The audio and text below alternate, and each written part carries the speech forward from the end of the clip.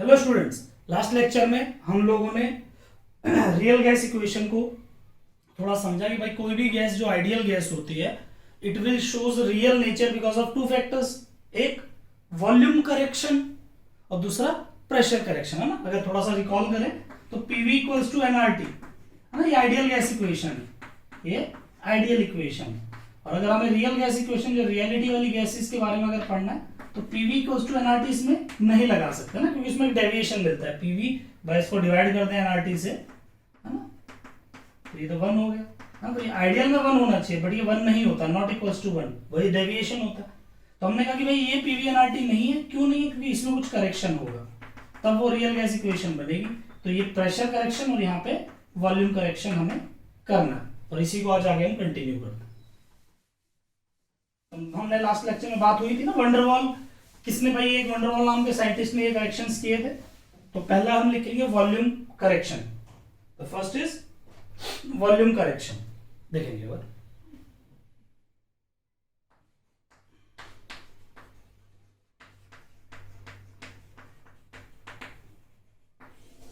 Volume correction देखते हैं। मान लो अगर ये हमारे पास एक आइडियल गैस है, this is the ideal gas. मान लो एक कंटेनर में थोड़ी बहुत जो गैस है वो कौन सी गैस है? आइडियल गैस है, इसमें आइडियल गैस भरी हुई है। ये जो पार्टिकल्स हैं what are these are the point particles, है ना। ये पॉइंट पार्टिकल्स है। पॉइंट पार्टिकल वो जिनका कोई वॉल्यूम नहीं होता, छोटी सी एक बिंदु है जिसका कोई वॉल्यूम नहीं है, जिसका कोई मास कंसंट्रेटेड है, ठीक है। ये पॉइंट पार्टिकल है। और वहीं पे अगर हम एक रियल गैस की बात करें तो रियल गैस क्या है? उसमें जो पार्टिकल्स हैं वो क्या है? क्या है? Rigid, solid, spheres. ये सारी बातें पढ़ चुके हैं पहले, है ना।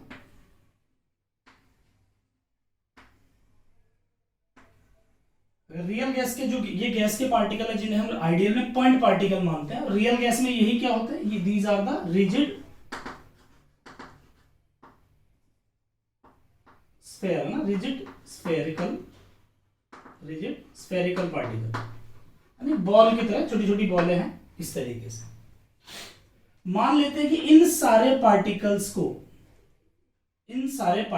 को मैं एक तरफ इकट्ठा कर दूं, इन सबको एक जगह लेके आ जाऊं, तो ये पॉइंट पार्टिकल है जिनका कोई वॉल्यूम नहीं है। तो पूरे कंटेनर के मुकाबले एक छोटी सी जगह पे पूरे इकट्ठे हो जाएंगे। ये बात समझ आ रही है? इन सबको एक तरफ इकट्ठा कर दिया, इनका कोई वॉल्यूम तो है नहीं। वॉल्यूम तो नहीं है कि पॉइंट सी जगह पे ये सारे वापस इकट्ठे हो जाएंगे, वॉल्यूम तो कुछ है ही नहीं। वहीं पे अगर इन सारे पार्टिकल्स को एक जगह इकट्ठा किया जाए, इन सारे पार्टिकल्स को अगर एक तरफ इकट्ठा करें, मान लो इन सबको किया, कितने 8 बनाए मैंने, मान लो इनको एक जगह इकट्ठा किया, तो ये सॉलिड स्पेस है भाई, कुछ ना कुछ जगह तो लेंगे। इकट्ठा भी करोगे तो एक के ऊपर एक तो आने से रहे, तो ये इतनी जगह कुछ ना कुछ इस पूरे कंटेनर का कुछ एक पार्ट ये ऑक्यूपाई करेगा। अगर आइडियल गैस की बात करें तो वॉल्यूम ऑफ गैस, जो गैस का वॉल्यूम है, that is equals to volume of container. वो कंटेनर के वॉल्यूम के इक्वल हम मानते हैं। लेकिन इसमें अगर बात करें वॉल्यूम ऑफ गैस जो है वो वॉल्यूम ऑफ कंटेनर के इक्वल नहीं है। अगर ये नहीं समझ आ रहा क्यों नहीं है तो लास्ट लेक्चर देखो। Volume of gas is not equals to volume of container, तो सॉलिड स्फीयर। अगर इस बात की बात करें, ये गैस का एक्चुअल वॉल्यूम है, तो यहां पे मैं कह सकता हूं कि volume of gas is negligible with respect to volume of container. भाई इस जो गैस का वॉल्यूम है वो क्या है?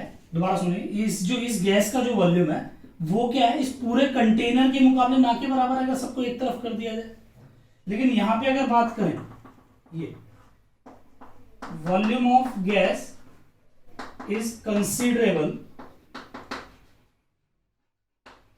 With respect to volume of container. देखो मैं ये समझाना चाह रहा हूं कि इसके जो आइडियल गैस के पार्टिकल्स हैं उन सबको अगर हम एक तरफ इकट्ठा कर दे तो वो कोई खास वॉल्यूम ऑक्यूपाई नहीं करते। क्यों? क्योंकि इनका वॉल्यूम तो नेग्लिजिबल हम मानते हैं। लेकिन रियल गैस के जो रियल पार्टिकल है वो एक रिजिड सॉलिड स्फीयर्स हैं। अगर उनको एक साथ इकट्ठा भी करें तो उनका जो वॉल्यूम है वो कंटेनर के मुकाबले कुछ ना कुछ वॉल्यूम होगा, जिसको हम नेग्लेक्ट नहीं कर सकते। बात समझ में आ गई? ठीक है, ये लिखेंगे, ये का पूरा लिख लेंगे। इसको लिखने के नीचे लिखेंगे, इसको लिखने के बाद नीचे लिखेंगे वॉल्यूम, ऐसे लिखेंगे actual volume of a gas, actual volume of a gas, actual volume of a gas is the volume available for the free movement. Actual volume of a gas is a volume available for the free movement, is available for the free movement. बोलने का मतलब क्या है कि ये जो gas particle है इसको इस कंटेनर में घूमने के लिए कितनी जगह मिल रही है, that is the actual volume, उसको हम वॉल्यूम ऑफ गैस बोला जाएगा रियलिटी में, है ना? ऐसा नहीं, देखो ये तो एक रियल में है, बट इकट्ठा अगर कर ले तो ये इतना वॉल्यूम पार्टिकल्स के हो गए, बट पार्टिकल तो मूव करते हैं ना, तो ये पार्टिकल को कितनी जगह मिल रही है मूव करने के लिए, वो उसका एक्चुअल वॉल्यूम है। तो यहां पे हम इस बात को इसी के नीचे चल लिख लेंगे कि वॉल्यूम ऑफ गैस हम यहां पे जस्टिफाई कर सकते हैं वॉल्यूम ऑफ कंटेनर, ठीक है, ऐसे लिख लेते हैं। चलो माइनस लेट से इसका वॉल्यूम हमने मान लिया लेट से वी डैश, इस पूरे में से इसको माइनस कर दे, बट ये तो नेग्लिजिबल है, हमने बताया ना इसका वॉल्यूम नेग्लिजिबल है पूरे के मुकाबले, नेग्लिजिबल है। तो हम कह सकते हैं कि वॉल्यूम ऑफ गैस जो है that is equal to volume of container, ये आइडियल गैस में होता है, ठीक है, ये आइडियल में होता है। हम करेक्शन अब रियल में करेंगे। अगर यहां पे बात करें तो वॉल्यूम ऑफ गैस, जो गैस का वॉल्यूम है that is equal to volume of container minus V dash, minus V dash, ये लिख लो, फिर मैं मिटा देता हूं एक बार। चाहो तो यहां पे लिख भी लेंगे भाई, वी डैश है volume of molecule, volume of molecule of gas, gas के मॉलिक्यूल्स का वॉल्यूम है।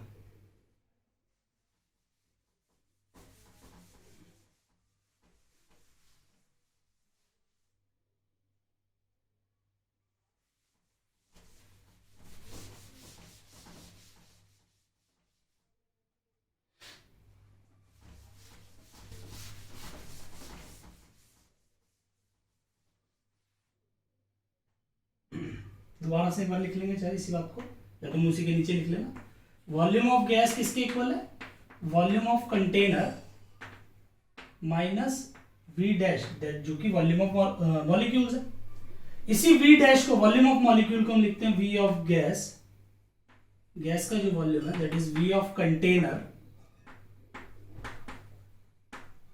माइनस बी, ये फॉर 1 मोल्स है, 1 मोल अगर गैस हो तो, अगर n मोल गैस हो, है ना, n मोल गैस के पार्टिकल हो तो v of gas that is equals to v minus nb, है ना। यहाँ पे v मैंने सिर्फ v ऑफ कंटेनर लिखा हुआ है ना, ये ध्यान रखेंगे, this v is the volume of container ना, v कंटेनर नहीं लिख रहा हूँ। तो v gas is equals to v minus nb, और this is known as volume correction, यानी हमारा जो वॉल्यूम करेक्शन होगा वो क्या होगा, ये, यानी हम जो pv इक्वल्स टू nRT लिखते हैं उसमें जो हम वॉल्यूम v लिखते हैं सिर्फ ये v वॉल्यूम ऑफ कंटेनर, उसमें हमें माइनस nb करना पड़ेगा ना, b क्या भी बात करते हैं इस पे, तो v माइनस nb लिखना हो, तो ये हमारा क्या है, वॉल्यूम करेक्शन है।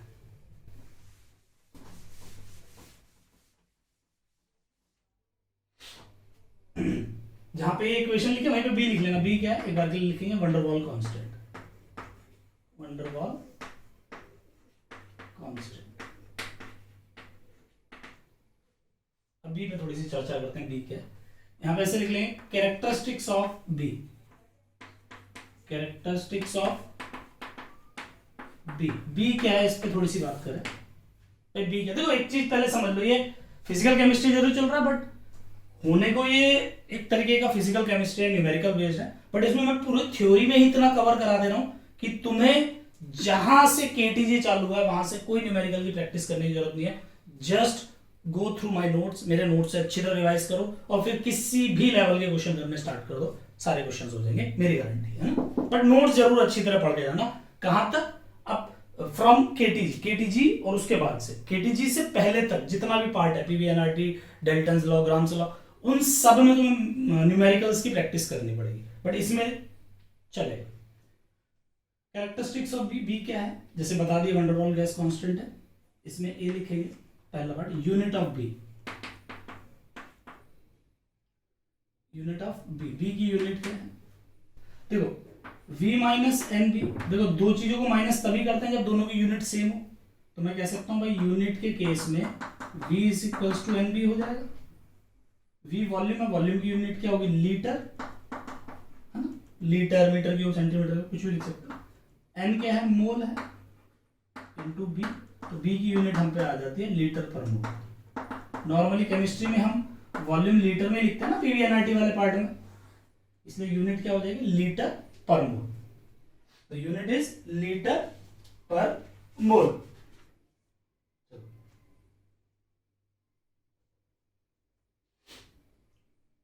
ठीक है, इसका बी पार्ट लिखिए।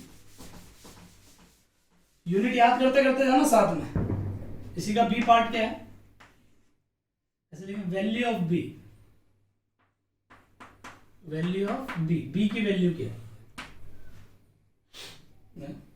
देखिए, as b introduced in volume correction, लिखेंगे as b introduced in volume correction and it is a constant, and it is a constant,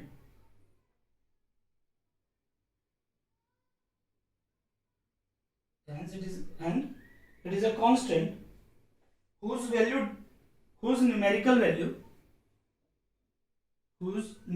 value should be given in a problem, should be given in a problem, should be given in a problem, but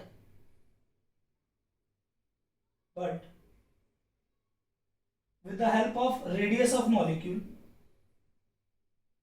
but with the help of radius of molecule we can calculate b, we can calculate b।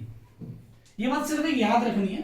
मैंने क्या बोला? देखो, जब भी कोई भी question आएगा उसमें अगर न्यूमेरिकली देता भी है तो बी की वैल्यू क्वेश्चन में डायरेक्टली गिवन होगी कि लाइक से बी इज 2 लीटर पर मोल या 4 लीटर पर मोल, जो भी वैल्यू है वो B is always given in a question. तुम्हें कभी कैलकुलेट करने की जरूरत नहीं होगी, है ना। बाय चांस, 1 लाख में एक चांस है, बाय चांस कभी क्वेश्चन में दे दे कि भाई बी की वैल्यू क्या है ना, तो उसके लिए मैं एक तरीका लिखा हूं, बी इज 4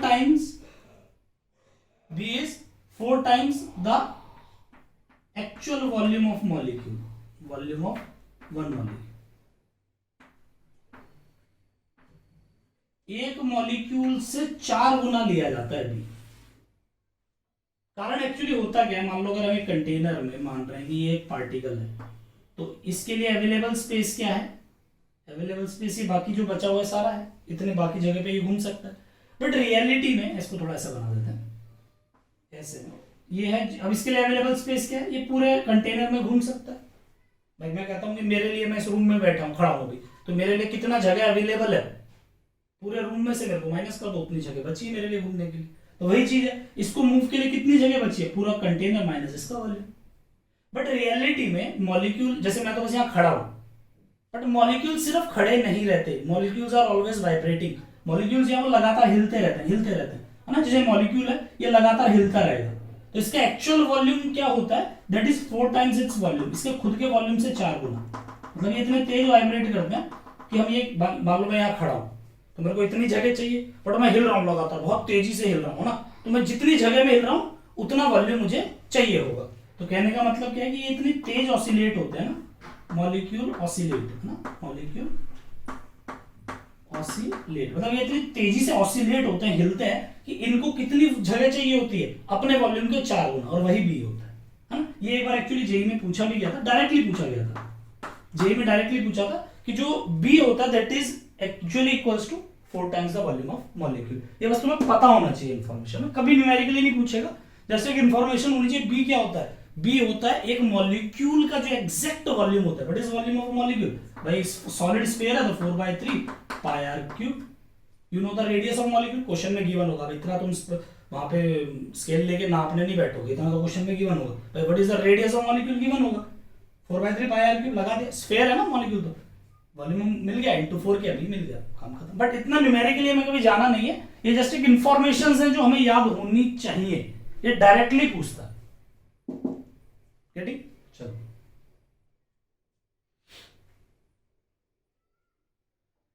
सी पार्ट लिखेंगे इसका। C part, comparison of B for different molecules. Comparison of B, इसका कैरेक्टरिस्टिक में C part, comparison of B for different gases, अलग अलग गैसेस के लिए कैसे करेंगे, फॉर डिफरेंट गैसेस। उसमें लिखेंगे since B take into account, since B take into account, since B take into account the size of molecule, hence larger is the size of molecule,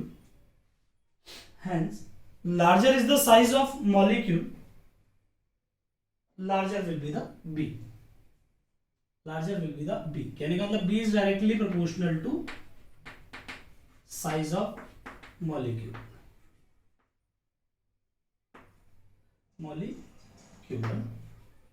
मतलब जितना बड़ा साइज होगा उतना बड़ा B होगा।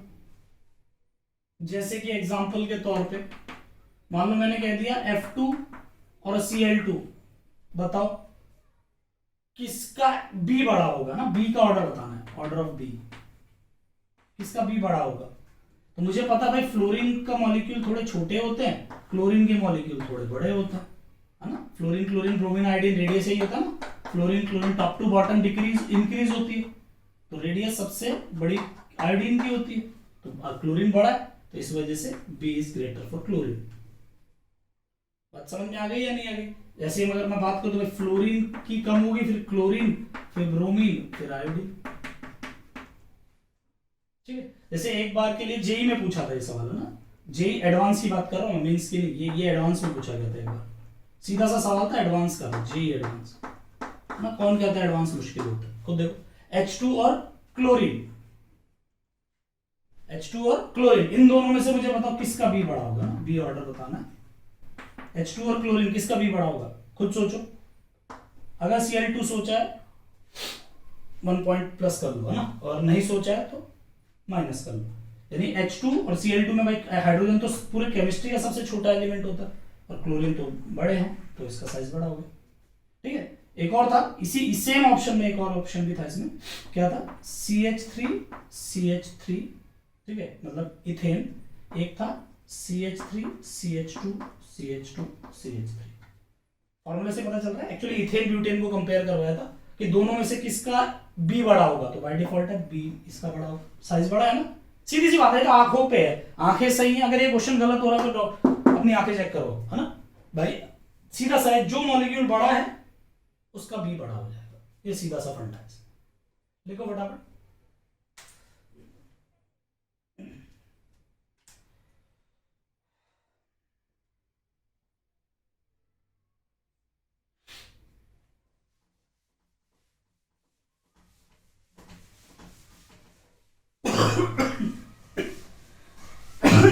Sorry. Next is pressure correction. Second part is pressure correction. दो correction हमें देखने। Second is pressure correction. देखो अगर इसमें भी दोनों को कंपेयर करते हैं, पहले आइडियल और रियल, ताकि समझ में आएगी क्या चेंजेस करना है। आइडियल गैस और रियल गैस, दोनों गैसेस में कंपेयर करते हैं। मान लो ये कंटेनर की वॉल है, क्या, wall of container, this is wall of container. Similarly इधर ही बात कर लेते हैं। Wall of container. ठीक है, अब यहां पे एक पार्टिकल जो है ये जा रहा है इस दीवार पे, ठीक है, और ये जाके इससे टकराएगा, आया ना भाई, कोलाइड टू प्रोड्यूस प्रेशर। ये क्या कर रहा है भाई, यही होता है, ये जा रहा है इससे टकरा रहा है, इससे टकरा रहा है, तो इस दीवार भाई मैं ज्यादा दीवार पे मार रहा हूं, तो दीवार पे मारने से दीवार पे फोर्स लग रही है, force per unit area is pressure, तो ये इस पे टकरा रहा है तो फोर्स दे रहा है, force per unit area is pressure, तो यहाँ पे एक प्रेशर डेवलप कर रहा है। ठीक है, यहां पे एक और पार्टिकल है,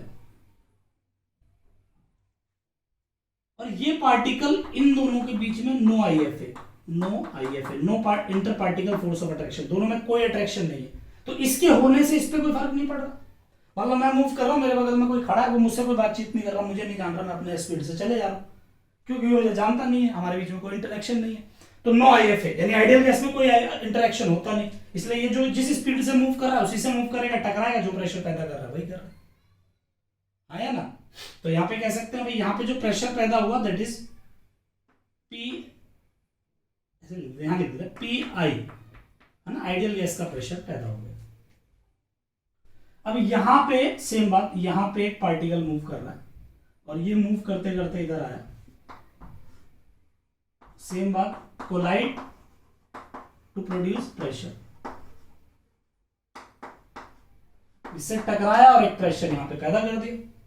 ठीक है, इसी के पीछे एक और पार्टिकल है रियल गैस में, और ये क्या कर रहा है, इन दोनों में क्या होगा, आईएफए प्रेजेंट, मतलब inter particle force of attraction, मतलब ये दोनों एक दूसरे को अट्रैक्ट करेंगे। अब मान लो मैं चल रहा हूं, मेरे बगल में मेरे जान पहचान का है, तो मेरे चलने की स्पीड कम हो जाएगी, मैं उसको देख रहा हूं, बातचीत कर रहा हूं, यानी जब दो लोगों में इंटरेक्शन हो जाती है, तो जैसे ये किसी स्पीड से मूव कर रहा है, ये एक देखो ना, ये किसी, ये और दो चीजें देखो, ये दीवार से टकराने वाला, ये मूव कर रहा है, और अभी ये आ गया, अभी इसको अट्रैक्ट कर रहा है, तो ये इसको अट्रैक्ट, ये पार्टिकल इसको अट्रैक्ट करने लगा, अट्रैक्ट करने की वजह से इंटरेक्शन करने लगा, इसकी वजह से इसकी जो स्पीड है वो थोड़ी कम हो गई, भाई खींचने लगा ना, इसने इसको इंटरेक्ट किया, इसकी मूवमेंट को डिस्टर्ब किया, तो उसके वजह से इसका जो प्रेशर है, जो ये कम स्पीड हो गई और ये दीवार पे जाके टकराया और इसकी स्पीड कम हो गई, है ना। तो जब ये इससे टकराएगा तो यहाँ पे जो प्रेशर पैदा हुआ वो हो गया पी रियल, पी आर बोल देते हैं, वो क्या हो गया पी आर। तो यहाँ पे हम क्या कह सकते हैं, पहले तो मुझे ये बता दो, पी आई और पी आर, तुम्हें क्या लगता है दोनों में से कौन ज्यादा होगा?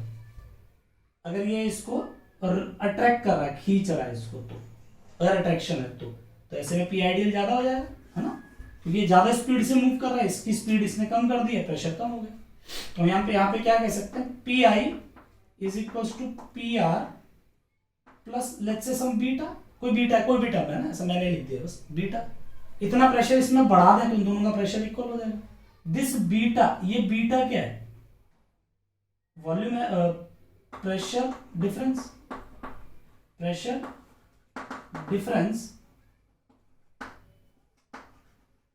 Due to IF, inter particle force of attraction के कारण ये बीटा पैदा हो रहा है। इतनी बात समझ में आ गई भाई, हम तो रियल में ऐसा पढ़ रहे थे, बट रियलिटी में ऐसा हो रहा है, तो ऐसे में जो प्रेशर यहाँ पैदा हो रहा है वो थोड़ा सा अलग पैदा हो रहा है, उसी पे एक बीटा चेंज आया कि थोड़ा सा चेंज आ रहा है, वो कैसा चेंज आ रहा है देखते हैं।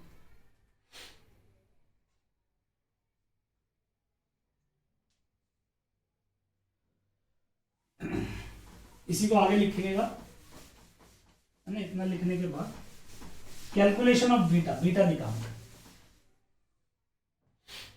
छोटा सा टॉपिक है, फटाफट लिखेंगे। कैलकुलेशन ऑफ बीटा कैसे कैलकुलेट करते हैं, देखो इसके लिए भी सीधा सा बात समझो, ये एक पार्टिकल है, इसमें ये आ रहा है और ये एक और पार्टिकल ना, कितने भी हो सकते हैं, ये इधर प्रेशर टकराने जा रहा है और ये इसको अट्रैक्ट कर रहा है, तो जो अट्रैक्ट कर रहा है मतलब जो टकराने जा रहा है उसको ए बोल दिया, इसको बी बोल दिया, है ना। तो pressure of real gas depends on both type of molecule, दोनों तरीके के मॉलिक्यूल पे डिपेंड करेगा भाई। मान लो ए ज्यादा है तो ये टकराने की स्पीड, अगर बी ज्यादा है तो अट्रैक्ट करने की स्पीड ज्यादा हो जाएगी, मतलब ज्यादा अट्रैक्शन हो जाएगी। तो ए और बी दोनों पे डिपेंड करेगा, that is A and B, है ना। तो मैं कह सकता हूं लेट्स से कंसंट्रेशन ऑफ ए की कंसंट्रेशन कितनी है, मान लो इसमें n मोल्स है तो n बाय v, है ना। v क्या है, वॉल्यूम ऑफ कंटेनर, मान लो कंटेनर में है ना पूरे में, इसी को कंसंट्रेशन या डेंसिटी भी बोल सकते हैं इस केस में, क्योंकि पूरे कंटेनर का वॉल्यूम लिया है। ऐसी कंसंट्रेशन ऑफ बी क्या हो जाएगी, n बाय v, ठीक है। तो यहाँ पे n बाय v, ठीक है। यहाँ पे इसको चाहो तो मैं एक वर्ड और लिखता हूँ, डेंसिटी भी बोल सकता है ना इसको, भी कंटेनर और वॉल्यूम लिए तो हम इसको डेंसिटी वर्ड भी यूज किया जा सकता है, डेंसिटी ऑफ ए या density of B, concentration of A, concentration of B.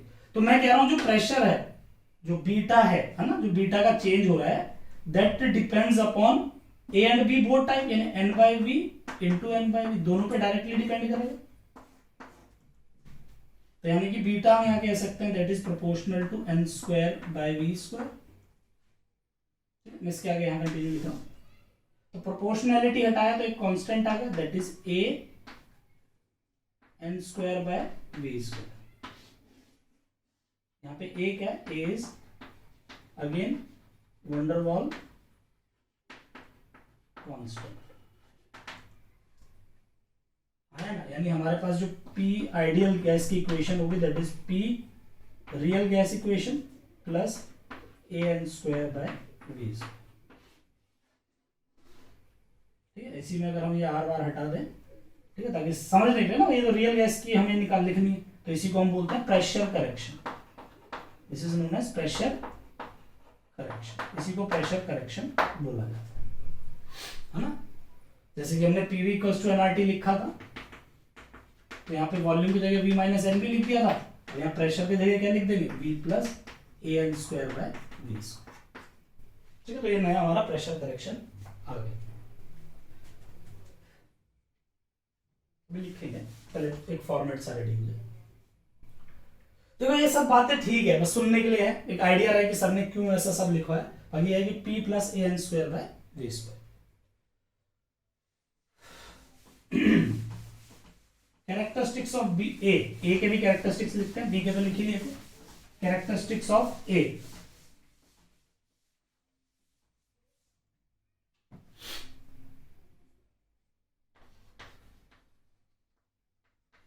Characteristics of a के कैरेक्टरिस्टिक्स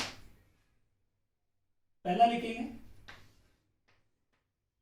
यूनिट ऑफ ए, है ना, यूनिट ए की यूनिट।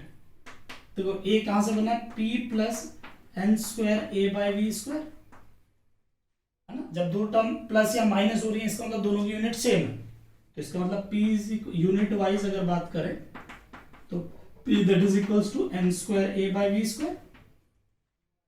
प्रेशर की यूनिट क्या है, एटीएम, एन मोल की यूनिट है, मोल की यूनिट मोल ही है, मोल स्क्वायर इंटू ए, वॉल्यूम की क्या है, लीटर स्क्वायर, यानी ए की यूनिट यहां से आ जाएगी ATM litre square per mole square,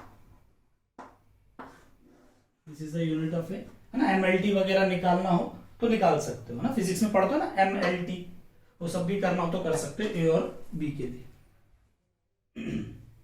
फटाफट लिख लो, फटाफट।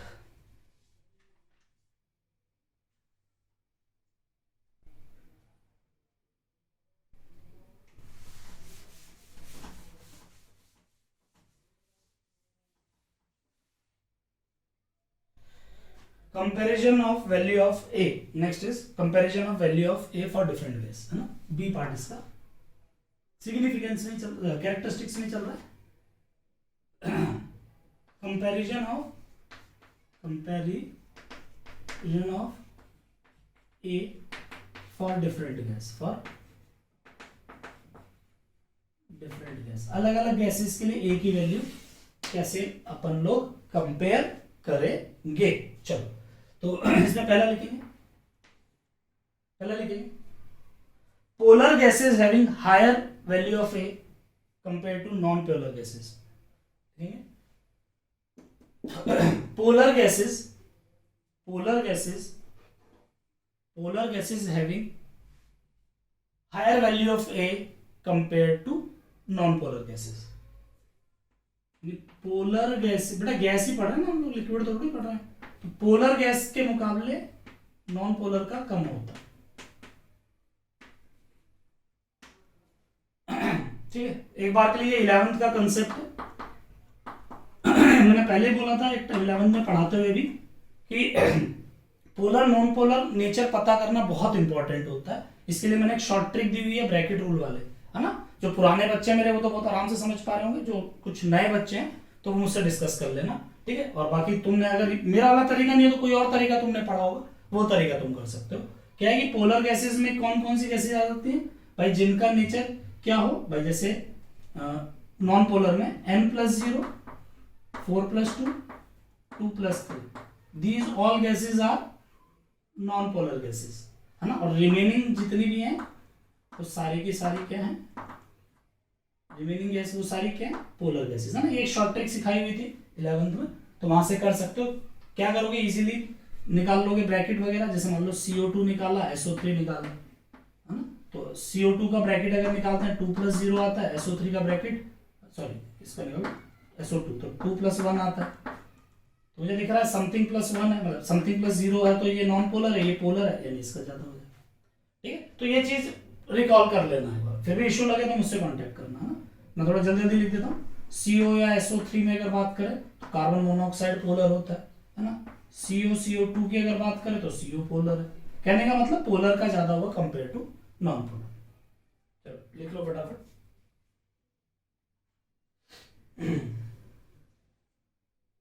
अगर वैसे भी थोड़ा बहुत कुछ एग्जांपल्स लिखना ही चाह रहे हो तो ऐसे लिख लो CO2, SO3, F2, H2, सारी hydrogen gases, these all are non polar. और पोलर में अगर लिखना हो तो CO है, SO2 है, NH3 है।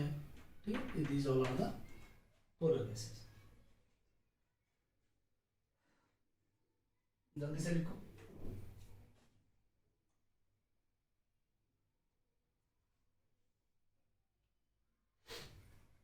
बी पार्ट लिखेंगे इसमें, for same nature of gas,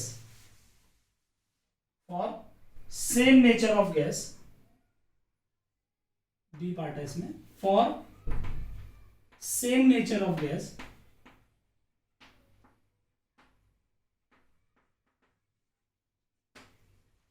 for same nature of gas higher is the greater, ऐसे लिखें, for same nature of gas greater is the molar mass, greater is the value of A। ठीक है, for same nature of gas, है ना, greater is the molar mass, greater is the value of A। यानी यहां लिख देंगे A is directly proportional to molar mass of gas, A is directly proportional to molar mass of gas। for example इसमें मान लेते हमने बात की है Cl2 और Br2। ठीक है, ये दोनों की दोनों नॉन पोलर गैस है भाई। पोलर पोलर में या पोलर नॉन पोलर हो तो पता चल गया पोलर ज्यादा है, लेकिन अभी दोनों ही नॉन पोलर है। ये ऐसा मान लो CO और SO3 भाई, ये SO2, अब ये दोनों की दोनों क्या है, पोलर पोलर गैस है। तो पोलर पोलर या नॉन पोलर सेम नेचर आ जाए तो कैसे डिफाइन करेंगे, तब मोलर मास, जिसका मोलर मास ज्यादा उसका A ज्यादा। तो इसमें मोलर मास किसका ज्यादा है, देखो मुझे पता है Br का ज्यादा है तो Br2, है ना, इसका ज्यादा होता है, इसका कम है, इसका 127 के आसपास है, इसका 81 होता है, एक पार्टिकल है इंटू 2 कर देना। और क्लोरीन का 35.5 है, SO2 का और CO में SO2 का ज्यादा होता है ना, 32, 34, 64 इसका, 28 इसका, तो ये तो इसमें किसका, इसका ज्यादा होगा।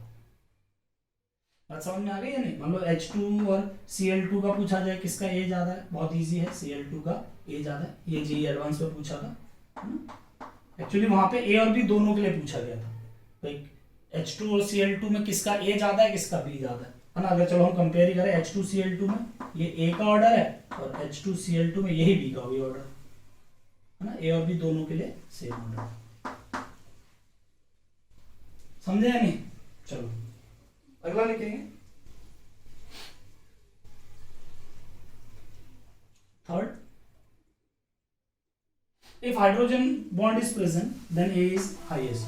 If hydrogen bond is present then A is highest. C लिखेंगे फटाफट। if hydrogen bond is present C A is higher है ना, ऐसे लिखेंगे। if hydrogen bond is present, if hydrogen bond is present then A is higher.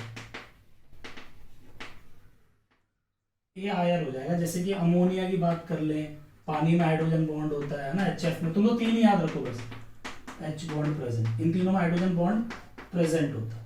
तो अगर इसकी बात करें, मान लो अमोनिया ले ले और PH3 ले ले, देखो दोनों के दोनों पोलर है, ये भी पोलर है, ये भी पोलर है।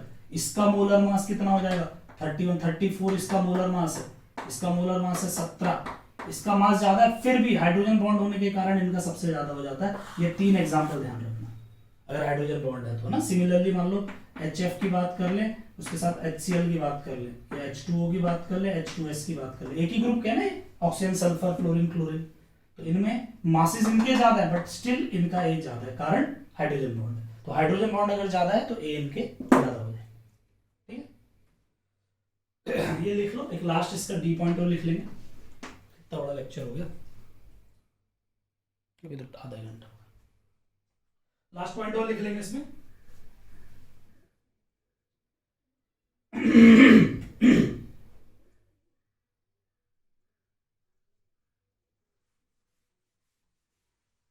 लिखेंगे डी लिखेंगे इसमें। Due to very small size of hydrogen and helium, d लिखेंगे। Due to very small size of hydrogen and helium, its A value is negligible. its A value is negligible. A ऐसे लिख के inverted comma कर लेना। A value is negligible। तुम ये कह सकते हो हाइड्रोजन हीलियम के लिए A is almost 0। ये याद रखना, कभी भूलना मत। हाइड्रोजन और हीलियम के लिए A क्या है, is almost 0।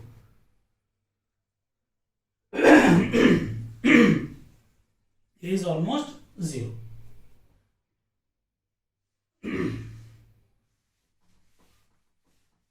चलो, तो ए हमने यूनिट ऑफ ए लिख लिया, बी कंपैरिजन कर लिया, सी कैरेक्टरिस्टिक्स ऑफ ए का c part, significance of a, significance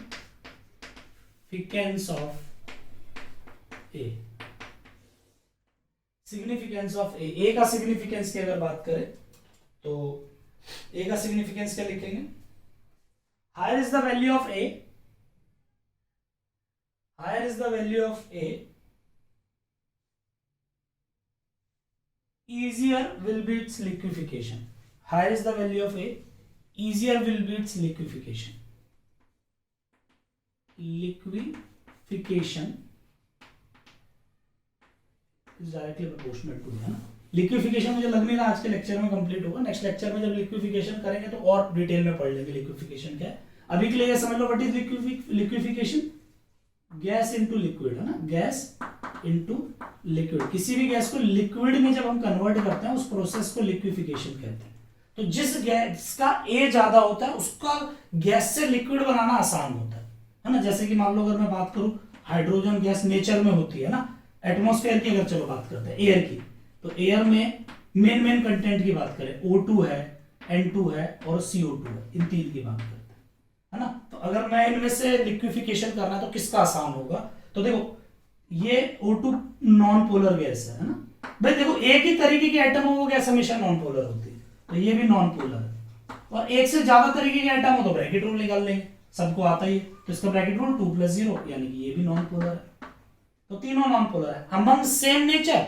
अगर हाइड्रोजन है तो ज्यादा है, अदरवाइज मोलर मास। तो इसका मोलर मास कितना है 32, इसका मोलर मास कितना है 28, इसका मोलर मास कितना है 44। तो सबसे ज्यादा एक इसका हो जाएगा CO2 का, उसके बाद O2 का, फिर N2 का। ये किसका है? ए का है। और यही क्या है? लिक्विफिकेशन का भी नेचर। यही क्या लिक्विफिकेशन का नेचर है। कहने का मतलब इसी ऑर्डर में लिक्विफिकेशन होगा। सबसे पहले एटमॉस्फेयर में CO2 लिक्विफाई होता है, फिर O2 होता है, फिर N2 होता है। ये रियलिटी भी है। हीलियम का देखो भी लिखा है 0 के बराबर होता है, इसलिए हीलियम या हाइड्रोजन जो एटमॉस्फेयर में बहुत लिमिटेड क्वांटिटी में होता है उनको लिक्विफाई करना ही बड़ा मुश्किल हो जाता है ना। चलो ये लिख लेंगे।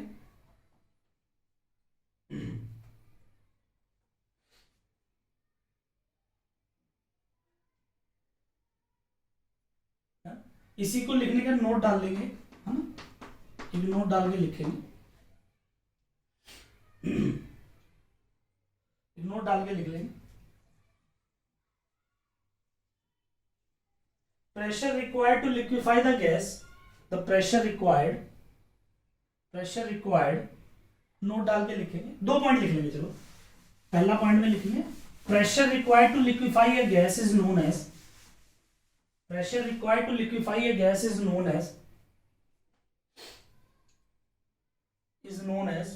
liquefaction pressure, is known as liquefaction pressure,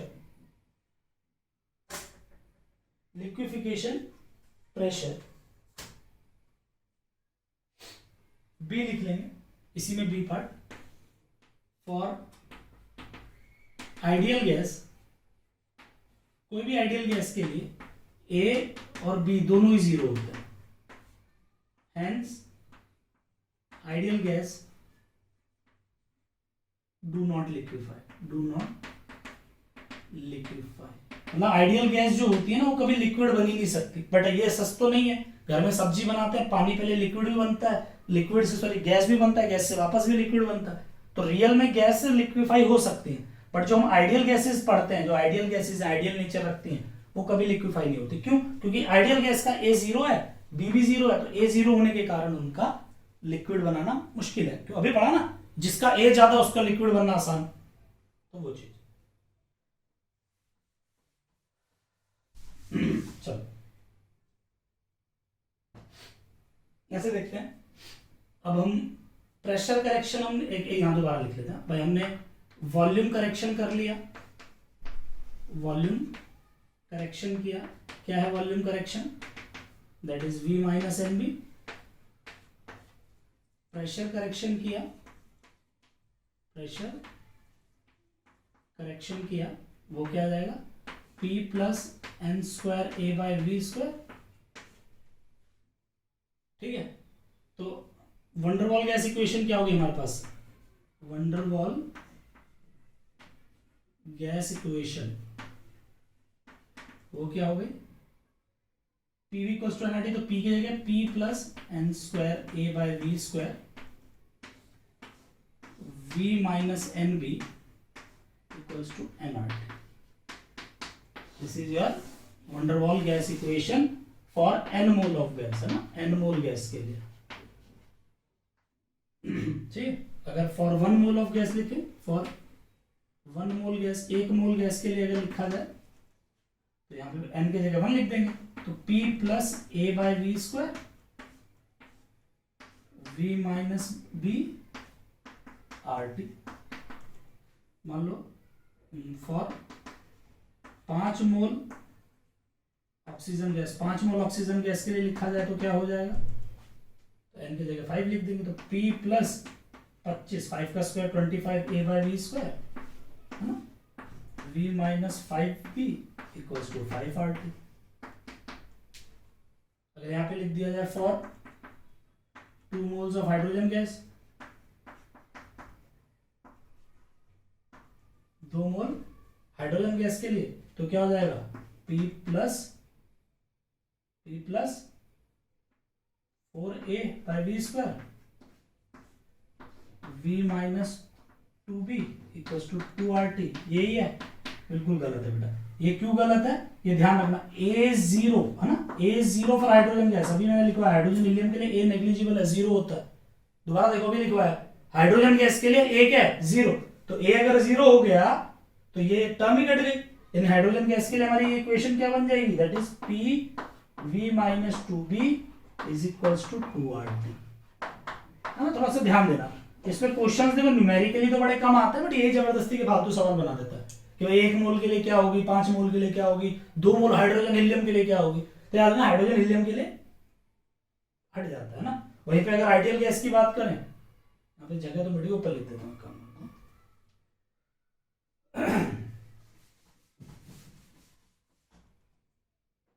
अगर यही चीज किसके लिए बोलते, फॉर आइडियल गैस, भाई आइडियल गैस के लिए क्या होगा, तो हम जानते हैं आइडियल गैस के लिए ए और इक्वल्स टू 0 और बी इक्वल्स टू 0, दोनों ही 0 होते हैं, दोनों की वैल्यू इसमें डाल दो, तो p plus 0 b plus 0 equals to nRT, तो p v equals to nRT बन गई हमारी इक्वेशन, है ना। यही आइडियल गैस की इक्वेशन भी है, सही भी है ना। आइडियल गैस के लिए b 0 है, b 0 डाला तो आइडियल गैस इक्वेशन ही बन रही है।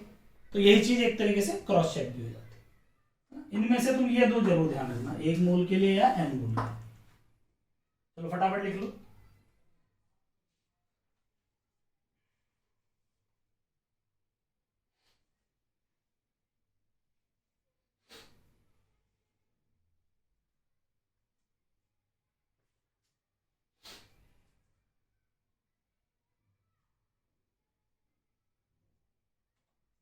पॉज करके लिख लो यार, क्यों वेट करना। एक लास्ट टॉपिक और है आज का, हेडिंग डालेंगे different forms of VGE van der Waals gas equation with Z compressibility factor, है ना।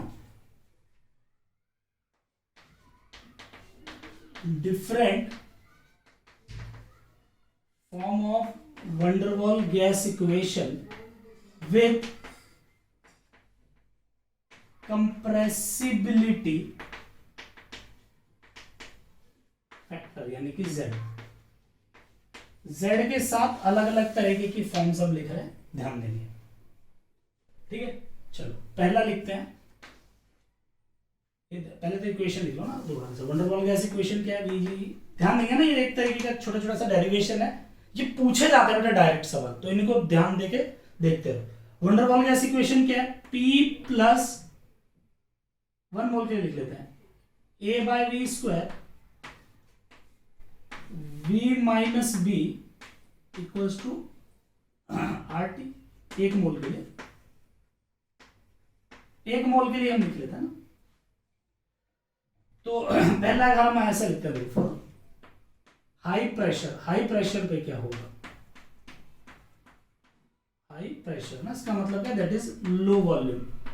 वॉल्यूम और प्रेशर तो इनवर्सली प्रोपोर्शनल होता है ना, तो प्रेशर हाई है और वॉल्यूम लो है, इस पे क्या होगा।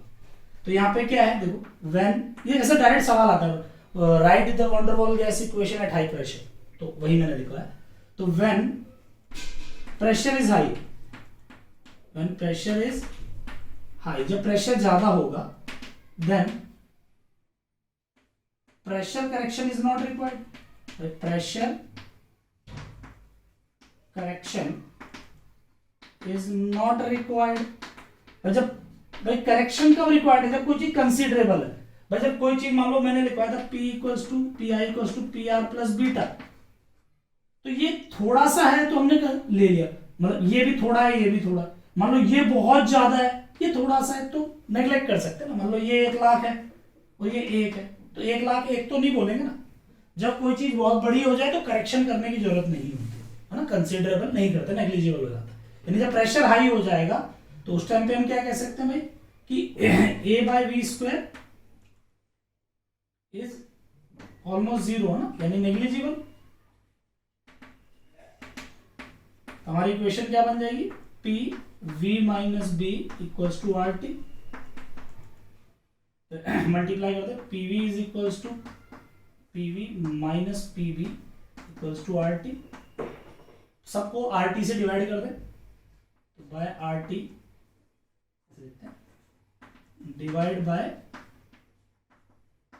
आर टी से अगर डिवाइड कर दें, इधर लिखते हैं P we by are T minus P B by are T equals to R T by are T कर दिया, और तो कुछ कट नहीं रहा।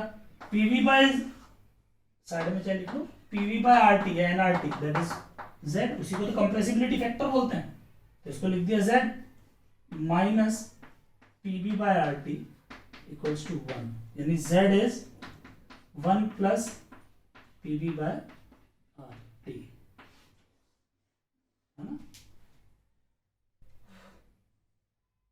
दैट इज यहाँ पर देखो z क्या आ रहा है, that is z is greater than 1, हमेशा 1 बड़ा ही होने वाला, यानी रिपल्शन फोर्स डोमिनेटिंग, रिपल्शन होने वाला, यानी कि जब भी प्रेशर हाई होगा, प्रेशर देखो यार दो चीजों को पास लाओगे, प्रेशर पास लाओगे तो रिपल्शन, दोनों गैसेस एक दूसरे को धक्का देना स्टार्ट कर देंगे, है ना।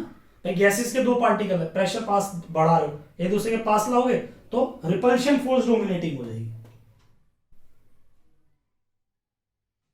लिख लो इसको जल्दी जल्दी।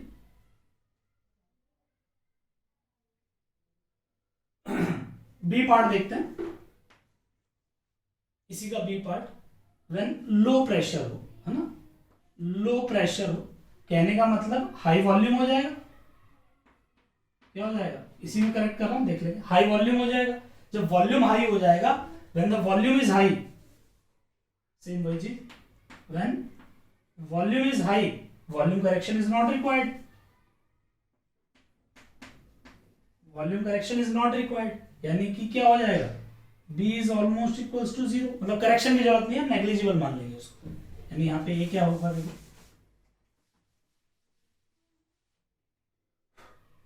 यानी P plus A by we square,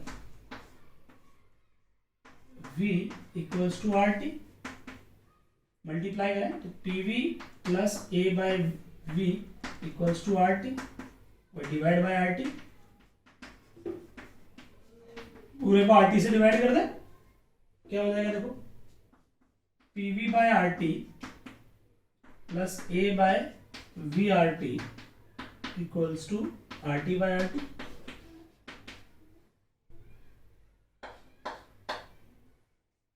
तो ये और ये होता है z, तो z is plus A by V R T equals to 1, तो z क्या हो जाएगा, 1 minus A by V R T, है ना, that is attractive force dominating, that is attraction, है ना। यानी कि जब तुम वॉल्यूम कम कर दोगे, वॉल्यूम बढ़ा दोगे, यानी कि प्रेशर कम कर दोगे, तो पार्टिकल दूर जाएंगे, एक दूसरे को रिपेल करते हुए, मतलब एक दूसरे से अट्रैक्शन फोर्स होगी, मतलब देखो दूर जाएंगे तो अट्रैक्ट करने की कोशिश करेंगे, पास आएंगे तो दूर करने की कोशिश करेंगे, ये वही बताना चाह रहा है। ये डायरेक्टली तुम्हें याद रखना है ना भाई, 1 plus P B by R T, 1 minus A by V R T, directly Z की डिफरेंट फॉर्म्स हैं जेड की। बड़ा जेईई में बहुत बार पूछा गया ना, ये वाला मैं कह रहा हूँ जेईई में कम से कम 3 बार पूछा है, 1 plus P B by R T, ये जेईई में 2-3 बार पूछा है। लास्ट ईयर के क्वेश्चन देखो, डायरेक्ट फॉर्म पूछता है, which of the following equation is correct, तो पता होना चाहिए भाई ये करेक्ट है, ये these what are these are the different forms of Vg with Z, van der Waals gas equation और Z को मिला के अलग अलग इक्वेशंस बनी हुई हैं, लेकिन कुछ एनसीईआरटी वगैरह में नहीं गिवन होता और सब पूछा जाता है जेईई में, बोर्ड में, इवन कुछ सेट वगैरह में तो नहीं पूछता क्योंकि चैप्टर ही नहीं आते, पर बोर्ड में सारे लोकल एग्जाम्स में, है ना, जितने भी कॉम्पिटेटिव एग्जाम्स होते हैं जिनमें 11th आता है, इस तरीके के सवाल बहुत पूछता है, बिट्स वगैरह में भी थोड़े बहुत आ जाते हैं। चलो, different forms of Vg with compressibility factor 2 देख चुके हैं। तीसरा अगर हम देखें, third is when temperature is high, temperature high, है ना, टेम्परेचर को ज्यादा कर दो। तीसरा क्या है, टेम्परेचर हाई, हमें पता है वी नो कि टेम्परेचर, देखो जो पहले प्रेशर हाई या वॉल्यूम हाई, उस टाइम पे हमने टेम्परेचर को मॉडरेट रखा था, उसमें टेम्परेचर प्रेशर को चेंज नहीं किया। बट अगर किसी गैस में हम सिर्फ एक चीज समझना, अगर ये गैस है, इस गैस में अगर मैं बाहर से इसमें पिस्टन से प्रेशर लगा रहा हूं तो इसके टेम्परेचर में कोई खास फर्क नहीं आता। मैं पिस्टन से इसको ऊपर उठा रहा हूं, टेम्परेचर में कोई खास फर्क नहीं आता। हाँ, लेकिन अगर मैं इस किसी भी गैस पे टेम्परेचर को चेंज करता हूं तो उसके वॉल्यूम और प्रेशर पे बहुत खास फर्क आता है। समझे मैं क्या बोलना चाह रहा हूं? If we change P and V, temperature automatically does not change much, मतलब ऐसा बोल सकते हैं। But if we change the temperature, pressure and volume both changes a lot। यानी अगर मुझे पता है भाई कि temperature is directly proportional to pressure and temperature is directly proportional to volume, तो अगर मैं कहता हूं if temperature अगर high है इसका मतलब बाय डिफॉल्ट है कि प्रेशर भी हाई है और वॉल्यूम भी हाई है। मतलब क्या हो गया, hence volume and pressure correction are negligible. उन्हें क्या बोलेंगे, नेग्लिजिबल बोल देंगे। यानी कि एन स्क्वायर, एन तो हम लिखते नहीं, चलो ए बाय वी स्क्वायर और B both are almost zero है ना, ऑलमोस्ट जीरो है, नेग्लिजिबल। यानी हमारी इक्वेशन क्या बन गई, P plus N P plus A square A by we square V minus B equals to R T. तो यहाँ पे ये दोनों करेक्शन हटा देंगे, तो यहाँ पे क्या हो जाएगा, P into V equals to R T, है ना। ये क्या है, ideal gas equation, ideal gas equation. लिख कर इसको,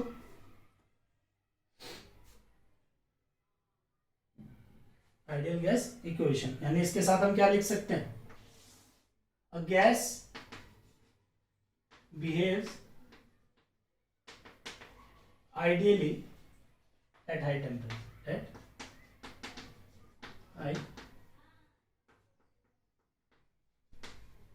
भाई हाई टेम्परेचर पे कोई भी गैस अगर है तो हाई टेम्परेचर पे वो आइडियली काम करती है, यानी it will act as a ideal gas. ठीक है, ये बात हम मैथमेटिकली प्रूव कर रहे हैं ना, ये मैं तुम्हें रटवा नहीं रहा हूं कि भाई हाई टेम्परेचर पे गैस आइडियली है। देख लो ना, एक गैस अगर टेम्परेचर आई है तो पीवी हाई है, पीवी हाई है तो दोनों करेक्शन की रिक्वायर्ड नहीं है, तो ऐसे में इक्वेशन पीवी आर टी बन गई, आइडियली बिहेव कर रही है। पक्का? तो यहाँ पे ये नोट डाल के चाहे लिखना हो तो लिख लेना। दो बातों से गैस आइडियल बिहेवियर ना, आइडियल बिहेवियर कब होता है, पहला जब टेम्परेचर हाई हो तब ना, ये पहला है। और दूसरा तरीका क्या है कि प्रेशर अगर हम लो कर दें और वॉल्यूम को हाई कर दें, मतलब गैस को एक दूसरे से दूर लेके जाना है। जब गैस एक दूसरे से दूर होंगी ना तो वो आइडियली काम करती है। तो देखो समझो क्या हुआ, तुमने एक गैस पे प्रेशर कम कर दिया, ये गैस है प्रेशर कम है तो गैस फैलेगी आराम से, दूर जा रहा है पार्टिकल, प्रेशर कम किया ना तुमने तो गैस दूर जा रही है। और वॉल्यूम बढ़ा, वॉल्यूम क्या हो गया, तुमने बढ़ा दिया। भाई प्रेशर अगर कम करोगे तो वॉल्यूम बढ़ रहा है, वॉल्यूम बढ़ रहा है मतलब दूर लेके जा रहा है, यानी अल्टीमेटली पार्टिकल्स को एक दूसरे से दूर करना है। तो वॉल्यूम बढ़ा दो, प्रेशर भी कम कर दो, तो ऐसे में भी वो गैस आइडियली काम करती है। ठीक है, लिख लो फटाफट, एक लास्ट है फिर खत्म करते हैं। कितना हो गया, अच्छा ऑलमोस्ट 1 आवर।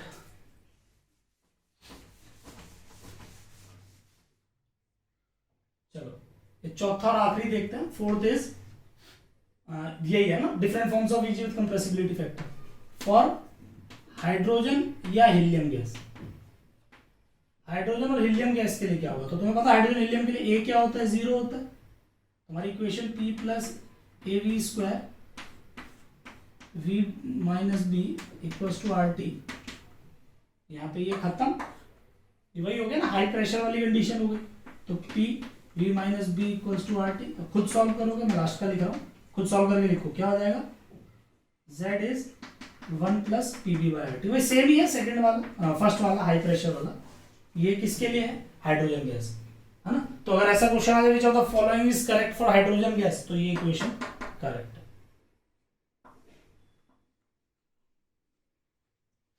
बात समझ में आई या नहीं। देखो यहाँ पे हमारा वंडर वॉल गैस इक्वेशन पूरा कंप्लीट होता है और रियल गैस इक्वेशंस भी पूरा कंप्लीट होता है। इसमें एक लास्ट टॉपिक है liquefaction of gas. Liquefaction of gas hardly 30-40 minute का वो भी एक टॉपिक है। तो लिक्विफिकेशन ऑफ गैस भी हम कंप्लीट कर लेंगे बहुत जल्द, और यहां से हमारा पूरा चैप्टर खत्म होता है आफ्टर वन टॉपिक। तो इस पे देखो क्वेश्चंस करो, ये जितना पार्ट में कराया अभी इसमें एनसीईआरटी का रीडिंग करो। एनसीईआरटी में ज्यादा देखो मिलेगा भी नहीं, और जेई के पॉइंट ऑफ व्यू से बहुत इंपॉर्टेंट है। जेई और नीट इन दोनों के पॉइंट ऑफ व्यू से ये वाला पार्ट बहुत इंपॉर्टेंट है, समझे। तो ऐसा नहीं है कि एनसीईआरटी में इतना नहीं दिया, सर ने इतना करवा दिया, ऐसा कुछ नहीं है ना। तुम क्या करना, ये सब पढ़ना, लास्ट ईयर के क्वेश्चन सॉल्व करना, शीट्स वगैरह सॉल्व करना, तुम्हें सब समझ आएगा। ओके इसमें ये है, इसमें वो, ठीक है। चलो फिर आज के लिए इतना ही, इसके बाद कल देखते हैं। चलो।